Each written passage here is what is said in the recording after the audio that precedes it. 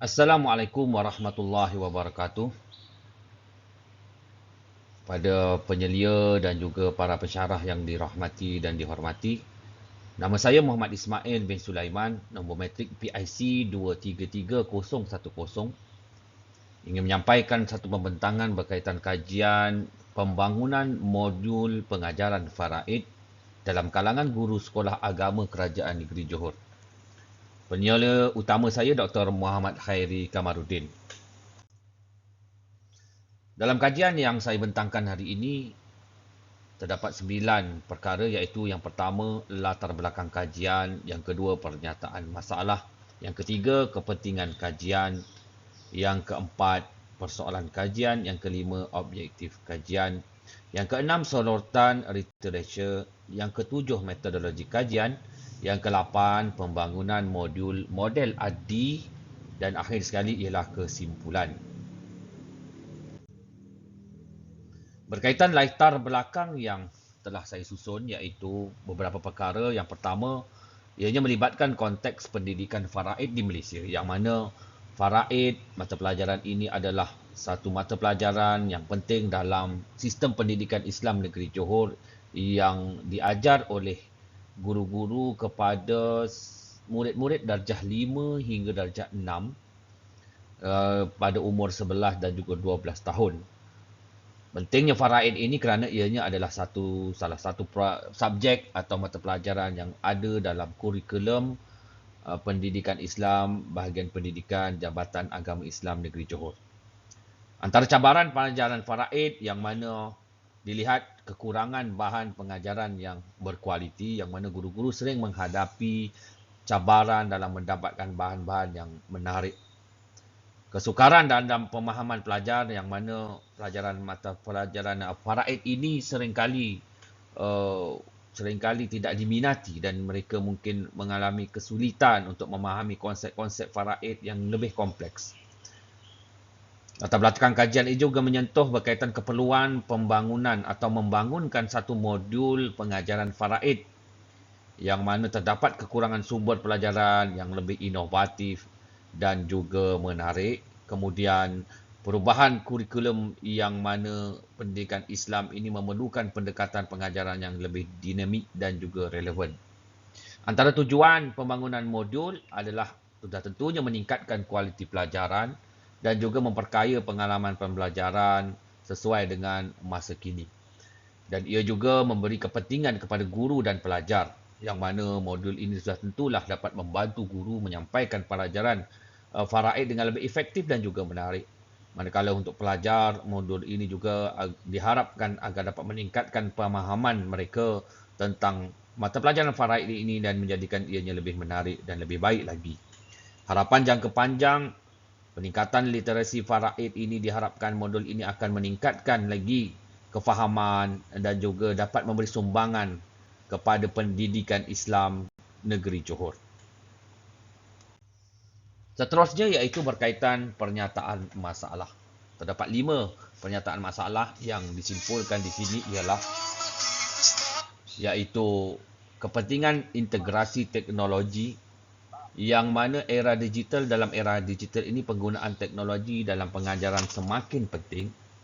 Kurangnya sumber digital, yang terdapat kekurangan bahan pengajaran faraid yang mengintegrasikan teknologi. Seterusnya, kesan jangka panjang kepada pendidikan Islam bahawa pengaruh kepada pendidikan agama masalah ini, yang mana tidak hanya mempengaruhi pengajaran faraid tetapi juga kualiti pendidikan agama Islam secara keseluruhan. Kepentingan penyelesaian pula menemukan solusi bahawa masalah ini penting untuk memastikan bahawa ilmu faraid itu dapat disampaikan dengan cara yang lebih efektif dan menarik.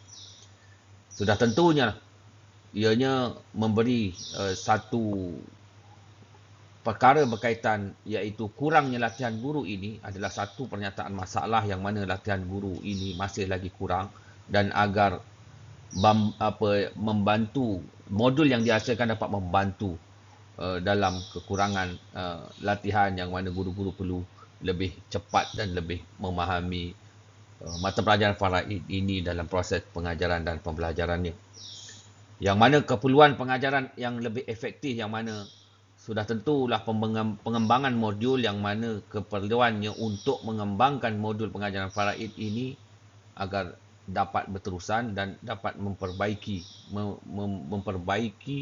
sistem kurikulum yang sedia ada, dan harapannya agar modul ini dapat menyediakan bahan pengajaran yang lebih relevan, menarik dan mudah diakses untuk guru dan juga pelajar. Yang terakhir adalah kekurangan bahan yang berkualiti, yang mana sudah tentulah isu utama terdapat kekurangan bahan pengajaran yang berkualiti tinggi. Termasuklah bagaimana ianya perlu diadakan secara teknologi, yang mana ia adalah sesuatu yang penting yang membawa kesan kepada pengajaran kekurangan ini agar ianya lebih baik lagi pada masa hadapan. Seterusnya ialah kepentingan kajian. Kepentingan kajian yang saya nyatakan di sini adalah yang pertama, ianya dapat meningkatkan kualiti pengajaran faraid, yang mana membantu guru-guru di sekolah-sekolah agama kerajaan negeri Johor untuk menyampaikan konsep faraid yang lebih jelas dan menarik. Yang kedua, penggunaan teknologi dalam pengajaran, yang mana integrasi teknologi dalam pengajaran faraid akan memastikan bahan pengajaran relevan dengan keperluan dan minat pelajar pada zaman kini. Kemudian memperkaya ilmu dan juga guru dan juga pelajar dengan pemahaman yang lebih baik. Guru dan pelajar akan dapat mengaplikasikan ilmu faraid dalam konteks yang lebih luas dan lebih praktikal lagi. Persoalan kajian iaitu yang pertama, apakah kesulitan dan cabaran yang dihadapi guru-guru ketika mengajar mata pelajaran faraid? Ini kita akan hurungkai bagaimana apakah kesulitan atau cabaran-cabaran yang boleh kita dapati daripada guru-guru. Seterusnya, bagaimana atau sejauh manakah modul pengajaran faraid ini, yang mana saya menggunakan model ADDI dalam meningkatkan pemahaman tentang faraid ini atau pelajaran faraid ini. Kemudian yang ketiga, sejauh manakah modul yang dihasilkan dapat memotivasikan pelajar tentang perkara atau mata pelajaran faraid ini. Yang keempat, merasakan bahawa adakah pelajaran ataupun modul pengajaran faraid ini adalah relevan ataupun tidak. Kita akan membuat analisis bagaimana penambahbaikan itu berlaku dan apa dua penambahbaikan yang mungkin kita boleh lakukan. Yang kelima pula, bagaimana modul pengajaran ini dapat diperbaiki pada masa hadapan, dan kita akan sentiasa menyatakan maklum balas daripada guru dan juga pelajar agar modul ini sentiasa relevan pada masa hadapan. Antara objektif kajian yang dinyatakan adalah yang pertama, mengenal pasti apakah keperluan utama guru sekolah agama dalam mengajar mata pelajaran faraid ini. Yang kedua, dapat menganalisis dan mereka bentuk merancang strategi dalam membangunkan satu modul pelajaran mata pelajaran faraid ini. Kemudian membina, dan ianya mestilah dengan objektif sesuai dengan kurikulum yang telah dirancang oleh bahagian pembangunan kurikulum SAKNJ, iaitu Sekolah Agama Kerajaan Negeri Johor. Mereka mempunyai buku teks, dan saya sebagai penyelidik akan sentiasa mengikut apa jua kurikulum yang telah diberikan dalam mata pelajaran faraid ini. Seterusnya yang keempat ialah menganalisis maklum balas guru-guru terhadap modul faraid yang telah dibangunkan.